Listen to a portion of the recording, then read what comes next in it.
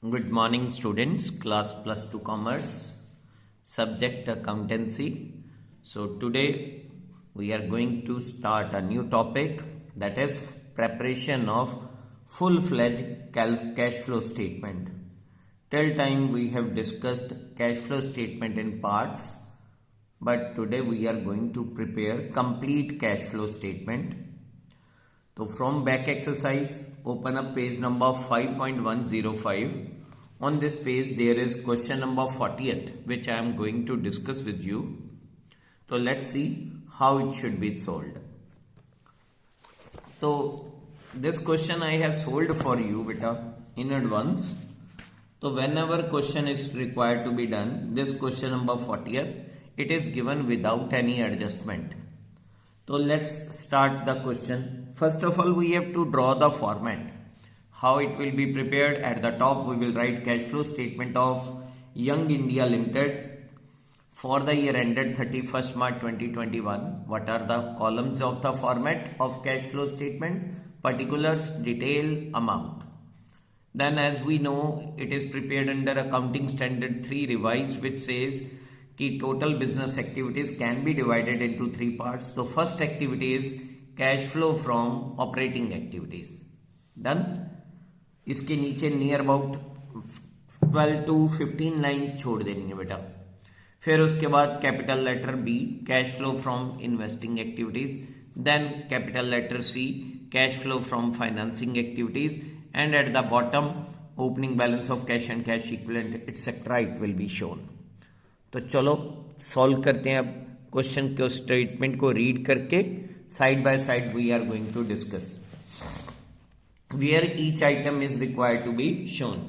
So first of all, shareholder fund, equity and liability, then shareholder fund, then share capital is given. You can see the balance of share capital is increasing from 2 lakh to 2,50,000. So it will be written as under financing activities. How it will be written? Issue of shares 50,000 as an inflow of cash. Next item is reserve and surplus, that is balance in statement of P&L. This information is given. So compare opening balance with closing balance. So it will be written directly here under cash flow from operating activities, profit before tax and extraordinary item. 183 minus 82. So it will be 1,01,000 ka profit earned during the year. Then under non-current liabilities, they have given long-term borrowings. The balance of debenture, it is increasing from 50 to 80.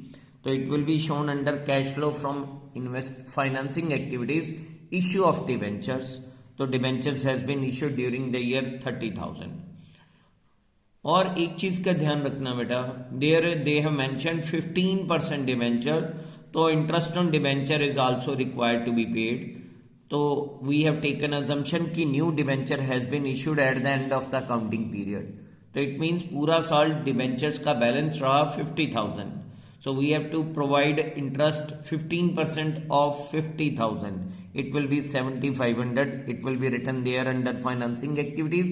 Interest on debenture paid. As it is an outflow of cash, तो bracket में डाला है. Then it is also required to be given, mentioned under add non-operating and non-cash losses and expense. Interest on debenture paid 7,500. Next item is current liabilities. तो it will be written under working capital changes.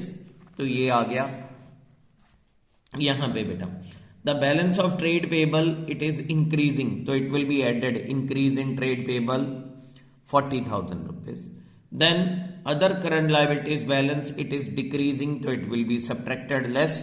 Increase in current asset and decrease in current liability के अंदर हम लिखेंगे decrease in other current liabilities 8,000 rupees. इसी के साथ ये हमारी जो लाइबिलिटी साइड है, equity and liability side complete होगी. Come to asset side, non current assets, under it tangible fix assets are written. तो ओपनिंग बैलेंस 1,17,000, क्लोजिंग 274. तो इट इज इंक्रीजिंग. तो we will write purchase of fix assets under investing activities, because buying and selling of fix assets it will be written under investing activities. तो outflow of cash. Then non-current investments, its balance is also increasing. It will be written as purchase of non-current investments, outflow of cash. Current assets के अंदर दिया हुआ बेटा inventory, तो 150 से बढ़ के 2,06,000, it will be written under working capital changes.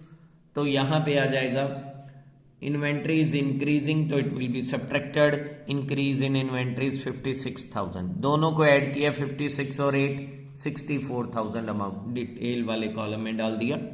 Next trade receivable, उसका बैलेंस डिक्रीज हो रहा है, तो डिक्रीज इन ट्रेड रिसीवेबल और it will be added 38,000। Last part is cash and cash equivalent, तो ये बॉटम में जाएगा यहां पे बेटा add opening balance of cash and cash equivalent, और इसकी अमाउंट हम डालेंगे, opening balance you can see 70,000 का था, डन, और क्लोजिंग बैलेंस है 95,000 का। तो इट मींस तीनों एक्टिविटीज का जो एंड रिजल्ट आना चाहिए net increase in cash and cash equivalent, it must be 25,000। Opening 70 है, क्लोजिंग 95 है, 95 है, तो it means during the year कितने का इनफ्लो हुआ 25,000 का, तीनों एक्टिविटीज का एंड रिजल्ट।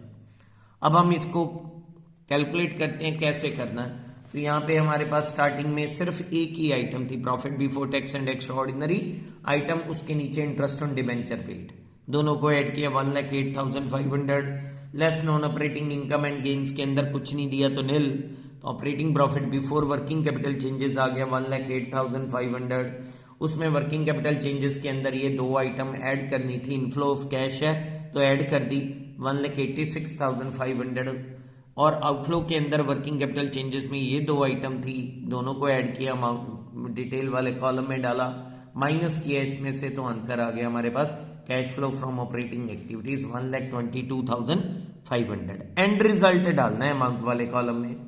ऐसे ही इन्वेस्टिंग एक्टिविटीज का एंड रिजल्ट निकाला तो वो बनता है 1,70,000 अमाउंट वाले कॉलम में। फाइनेंसिंग एक्टिविटीज का एंड रिजल्ट देखा तो वो फाइनेंसिंग एक्टिविटीज में, तो इन दोनों को ऐड किया 122,500 इनफ्लो, देन 72,500 ये भी इनफ्लो, दोनों को ऐड किया 1,95,000 बन गया बेटा, और ये 170 है, सब्ट्रैक्ट आउट ऑफ 1,95,000 170, तो ये net increase in cash and cash equivalent 25,000 आ गया। ये उतना ही आना चाहिए बेटा जितना इन दोनों का डिफरेंस है, जितना ये दो लास्ट एक्टिविटीज का डिफरेंस है उतना ही ये आएगा हमेशा।